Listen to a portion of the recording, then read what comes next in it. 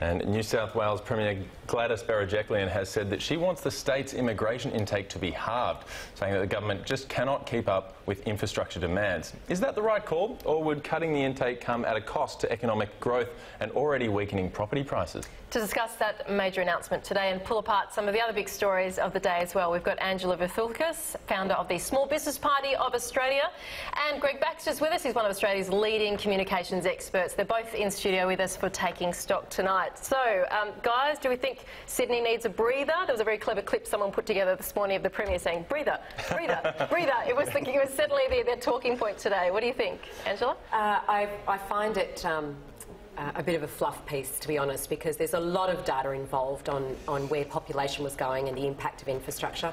Local councils have been doing these reports for decades as part of their planning network, and they have told state government for years where all of this was going because they have to plan for them, and I know that from my 6 years on council.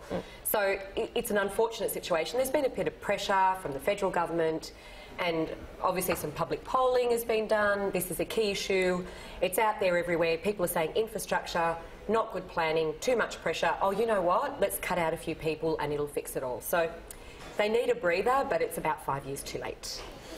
Greg, what do you think? Laughing along. Well, the Premier's had a bad week. Needed a distraction. This is a pretty good one. Politically, it's probably going to be quite popular in some of the marginal seats in Western Sydney. But it is a very complex and vexed question, but I guess the question is, well, who do you stop coming? Is it the family reunion people? Is it the skilled workers? Is it the unskilled workers? Is it the students? I mean, students are one of New South Wales' biggest exports. Exports, exactly. There's thousands and thousands of people on temporary work visas. There's a bunch of residents that are looking for more work than they can get. So it's a complicated equation, but it just felt to me, as some politicians would say, a bit of a thought bubble. That is the phrase they need to catch up on the infrastructure. Well, of course, if they take 10 years to build something, they're going to need time to catch up. Well, I saw a report. I enjoyed past premiers and past state politicians commenting all over this, and people say, hang on, this is like 10 years of bad infrastructure. Well, it's more than that. Exactly. And I saw a report today that said that we're not even building infrastructure at a rate that would satisfy zero growth. That's right. We're well behind. We're well past breather.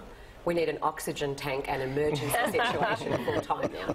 That's what the state government needs to be hooked up to, the oxygen emergency supply now. Well, so the question then becomes, how does this message get received by the voters? I mean, how upset are they over overcrowding on trains and buses and difficulty getting in and out of work?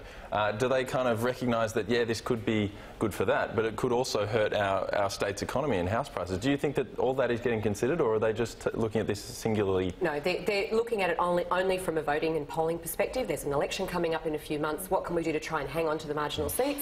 It's lip service in that area because there is no magic bullet here. They have so much work to do. You speak to anyone who's had to change trains 4 times because 5 of them have been cancelled on any timetable, and you ask them if it's just a breather situation. It's not a breather. I mean, it's fixing the symptom, not the cause. Congestion is a huge problem in Sydney and in Melbourne, on the roads and on public transport. Absolutely. It's pretty clear we just need turbocharged investment in public transport infrastructure in this state, and particularly in Sydney. We've needed it for a long time, and we're going to need to keep investing for a long time. They're just not keeping pace. Although, are we accepting that we feel like at the moment politicians have never been more hopeless than they are now, so we kind of get resigned to the fact, well, they're not going to do anything, how surprising? Is there a chance that there's a little bit of that factor at play? Pass the ball onto someone else. Well, I just think, oh, how unsurprising. There'll be someone else in my job in a few months, so yeah, well, maybe. Do it. Yeah, I don't know. I just, what do you think? Do voters just say, well, they can see through. Yeah.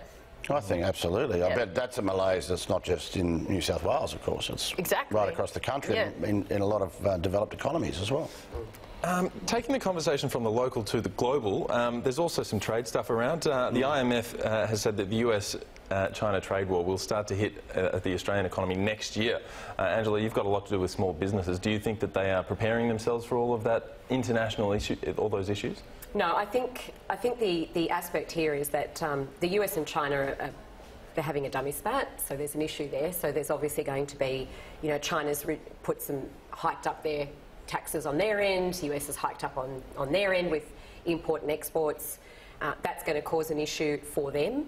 For us, we have a free trade agreement with China. We're going to keep ticking over. However, the US dollar obviously will be affected and impacted in the global economy, and that will have a ripple effect on us.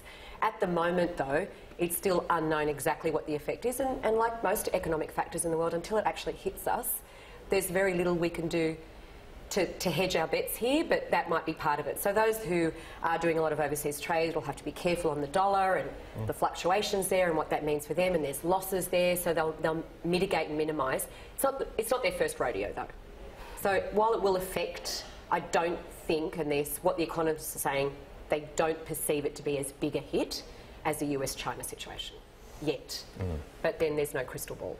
Greg, do you think our international counterparts are listening to the warnings from Josh Frydenberg? No. Says, no. Again, like I'm thinking there's a Lawson election coming up here. It's quite nice to stand and sound very, you know... Well, I think he's right to sound caution.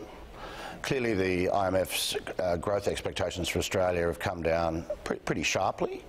That's recognising some of the tariff situations that are already in place, and there's a threat of more. I think Chinese investment this year versus last year is already down a little bit.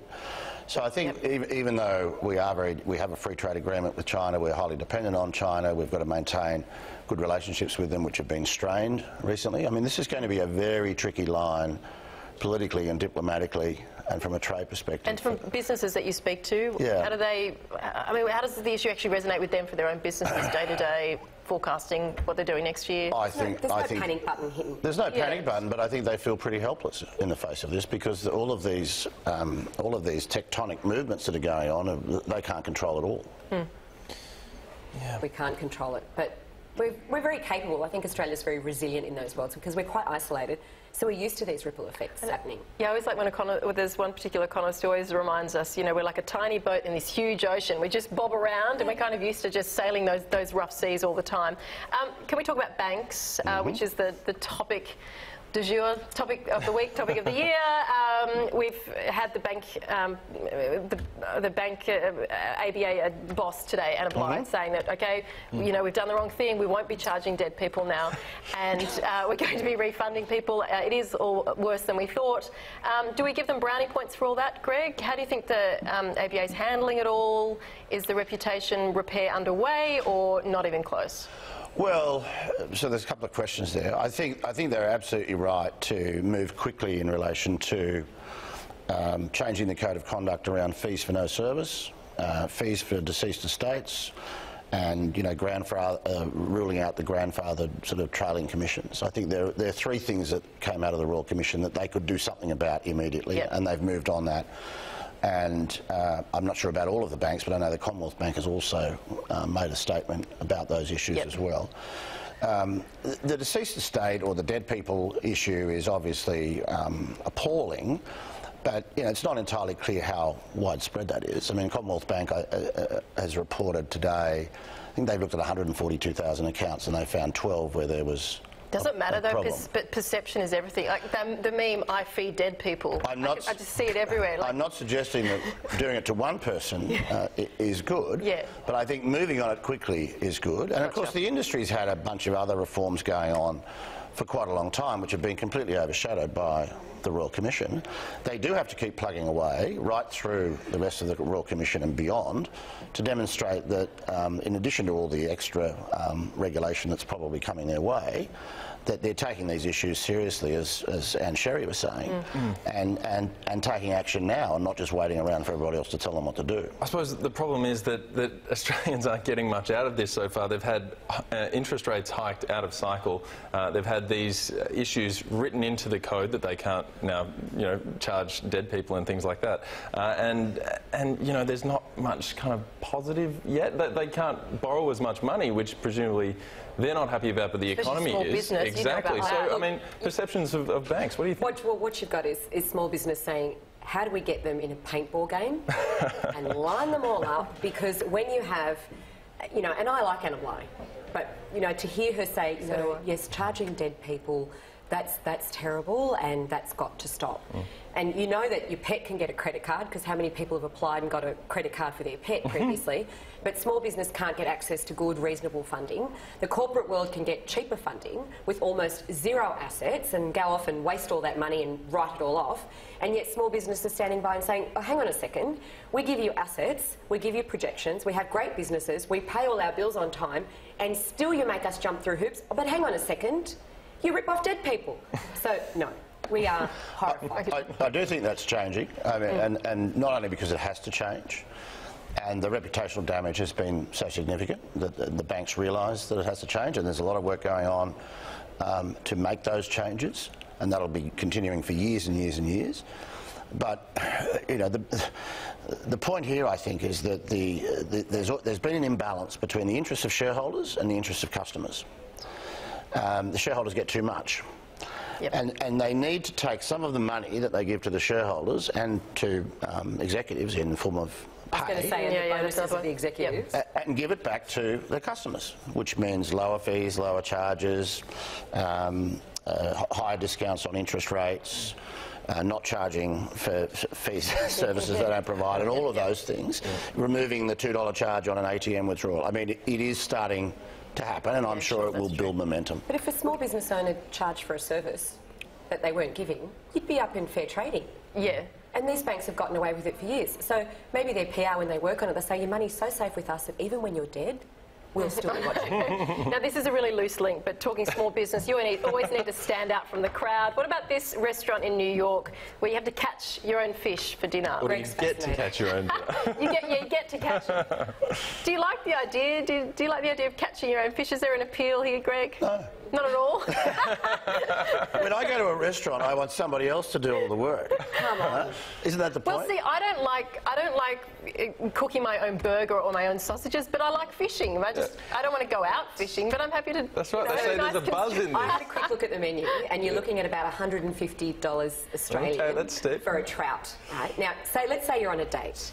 You have a certain expectation of how the date's going to go. You've got to have fishing expertise as well as everything else. You don't want to just add pressure. But I'm not going out with a guy after dinner who's been touching bait for the hook and trying to catch his fish and taking 45 minutes while I'm hungry, and I could probably eat 2 of those. The point is, you can fish for it yourself. I wouldn't let a man do it for me. I'd do it myself. I get to go fishing in the restaurant. They say that it helps people to understand the life cycle of the product. And I go, okay, so there it is alive, and now it's dead. But you can go to Chinatown and do that. We've been doing this with already having lobsters that for a while, I experience, suppose. But look, the question is about having a gimmick. Is it really important to have a thing now? This is making international headlines. Yes, it is. From a food perspective, We're talking about to get it, aren't we? people in the door, you've got to have something. There are people in Manhattan who've never been to Brooklyn. They've never seen This will be a day out in nature for them. That is a really good point. It might be just one of those things like only in New York. Do you need to go to a restaurant to see fish? Thank you, guys. And it is cheaper to get to fish your own, not buy it straight. Oh, so okay. if you fish it, so it's discount. cheaper. That's good to know. Discount, yes. Well, I'm all in. Right, Sorry to say, but as I said, I will not flip my own burger. I don't know what's the difference. That's just me. Thanks, guys. Great to have you on the show.